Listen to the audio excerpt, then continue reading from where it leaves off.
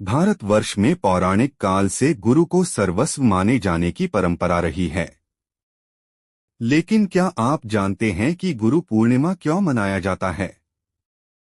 दूसरी ओर पूरे विश्व में मानव का व्यक्तित्व संवारने के लिए शिक्षा ग्रहण किए जाने को प्राथमिकता दी गई है, लेकिन वहीं देखा जाए तो भारत में शिक्षा को तो महत्व दिया गया है, उससे लाख गुना अधिक प्राथमिकता शिक्षक यानी गुरुजनों को दी गई है।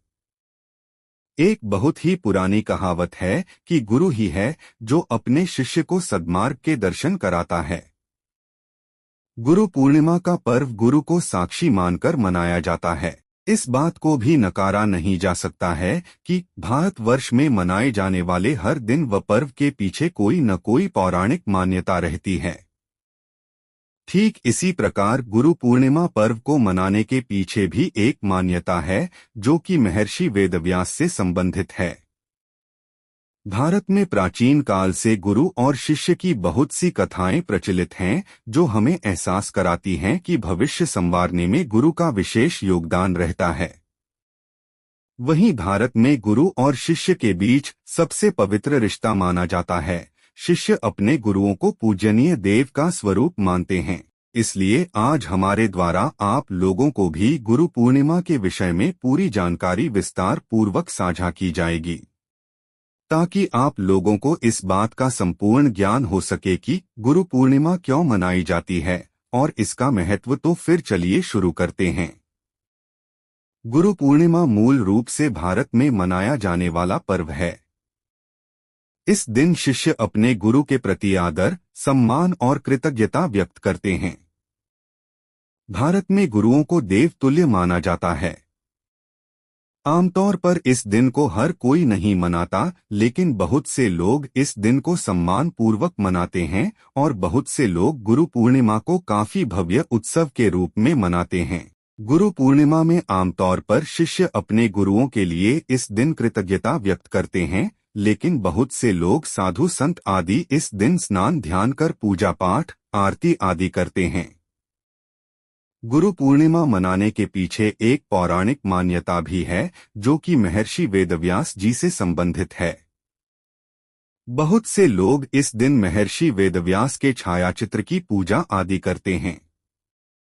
पौराणिक मान्यता है कि गुरु पूर्णिमा के दिन अपने गुरुओं का आशीर्वाद लेने से जीवन सफल हो जाता है।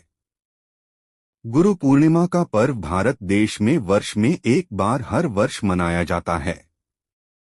गुरु पूर्णिमा का पर्व महर्षि वेदव्यास जी को पूर्ण रूप से समर्पित है। माना जाता है कि इस दिन 3000 ई वर्ष पूर्व महर्षि वेदव्यास जी का जन्म हुआ था। उनके प्रति आदर और सम्मान में ही प्रतिवर्ष आषाढ़ शुक्ल पक्ष की पूर्णिमा के दिन गुरु पूर्णिमा का पर्व मनाया जाता है। भारत में गुरु को पौराणिक काल से ही देवतुल्य माना जाता है। प्राचीन समय में गुरु अपने शिष्यों को आश्रम में निःशुल्क शिक्षा देते थे। शिष्य अपने गुरुओं के लिए गुरु पूर्णिमा के दिन पूजन आयोजित करते थे। मान्यता है कि गुरु पूर्णिमा के दिन गुरु का आशीर्वाद लेने से शिष्य को सद्मार्ग की प्राप्ति होती है। यह भी एक मान्यता है कि इस दिन महर्षि वेदव्यास जी का जन्म हुआ था और गुरु पूर्णिमा का पर्व महर्षि वेदव्यास जी को समर्पित है। महर्षि वेदव्यास जी का जन्म आषाढ़ शुक्ल पक्ष की पूर्णिमा के दिन हुआ था और हर वर्ष इसी दिन गुरु पूर्णिमा का पर्व मनाया जाता है। माना जाता है कि इसी दिन महर्षि वेदव्यास जी ने अपने शिष्यों एवं मुनियों को सर्वप्रथम भागवत गीता का ज्ञान दिया था। गुरु पूर्णिमा को व्यास पूर्णिमा के नाम से भी जाना जाता है। शास्त्रों के अनुसार महर्षि वेदव्यास जी को तीनों कालों का ज्ञाता माना जाता है।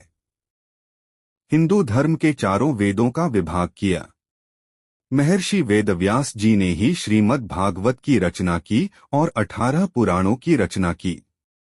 गुरु को भारतवर्ष में शुरू से ही देवता तुल्य माना गया है और ब्रह्मा, विष्णु एवं महेश के रूप में पूजा गया है।